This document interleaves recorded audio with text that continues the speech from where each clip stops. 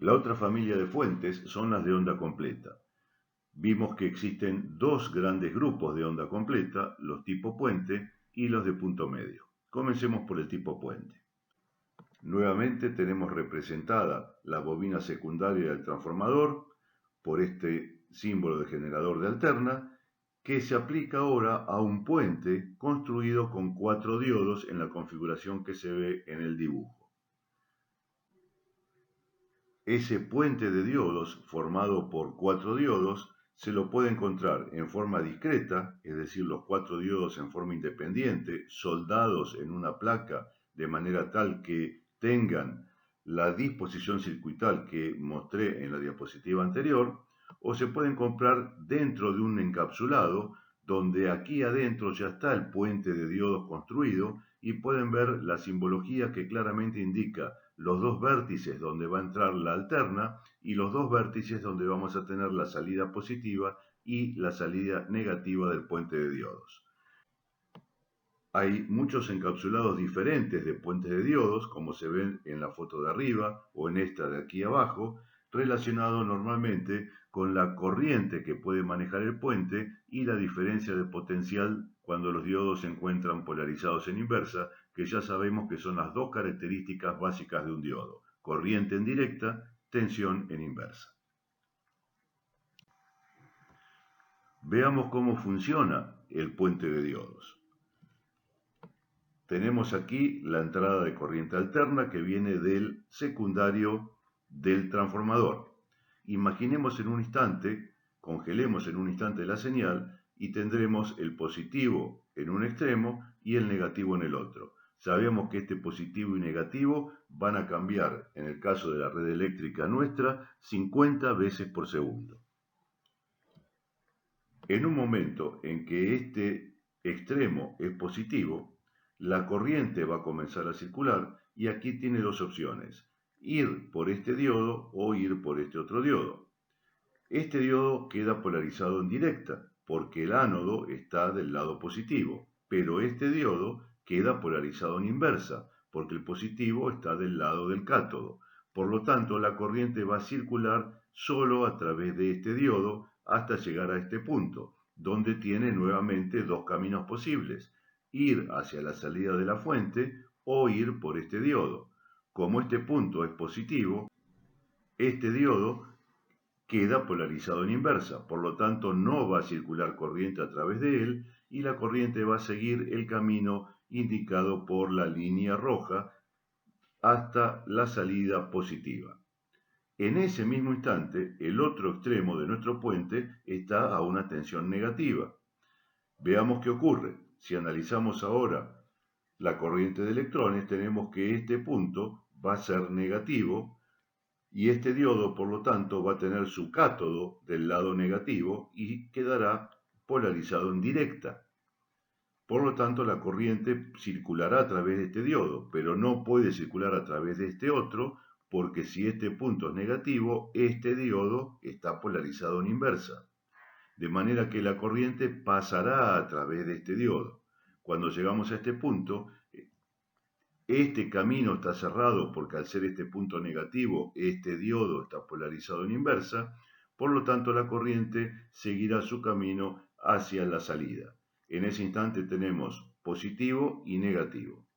Si cambiamos la entrada y ahora esta entrada es negativa y la de abajo es positiva, veremos que siguiendo el mismo razonamiento, nuevamente vamos a tener el positivo aquí arriba y el negativo aquí abajo.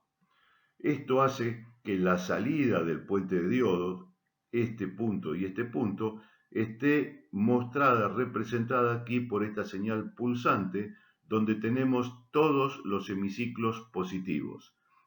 Ya no hay una parte en la cual no hay señal, que era lo que ocurría en la media onda, sino que todos los hemiciclos rectificados se han transformado en semiciclos positivos. Vemos aquí el diagrama más completo de esta fuente lineal de onda completa tipo puente, donde tenemos el transformador primario conectado a la red eléctrica, 220 volts de corriente alterna. El secundario, en la mayoría de los casos, son transformadores reductores, nada quita que pueda ser un transformador elevador o un transformador aislante, el funcionamiento es exactamente el mismo. La salida de la bobina secundaria del transformador entra al puente de diodos en los dos vértices que se ven en el diagrama y siguiendo la metodología explicada en la diapositiva anterior, verán que siempre este punto va a ser positivo y siempre este punto va a ser negativo. Aquí se agrega el capacitor de filtro, es un capacitor electrolítico, donde acá estará el terminal positivo del capacitor y aquí el terminal negativo. Este capacitor se va a cargar y descargar más lentamente que la bajada que hace el semiciclo de la señal que pasa a través del puente. De esa manera, en lugar de tener una pulsante de semiciclos siempre positivos, vamos a tener una señal ondulada, pero más paralela al eje del tiempo.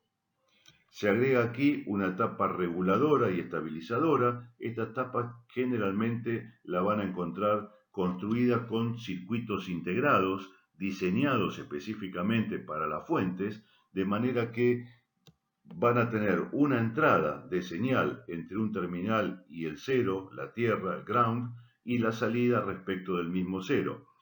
Normalmente los reguladores necesitan una tensión 3 o 4 volts superiores a la que vamos a necesitar a la salida. Es decir, si a la salida queremos tener 5 volts regulados y estabilizados, la entrada tendrá que tener un valor de 8 o 9 volts hacia arriba.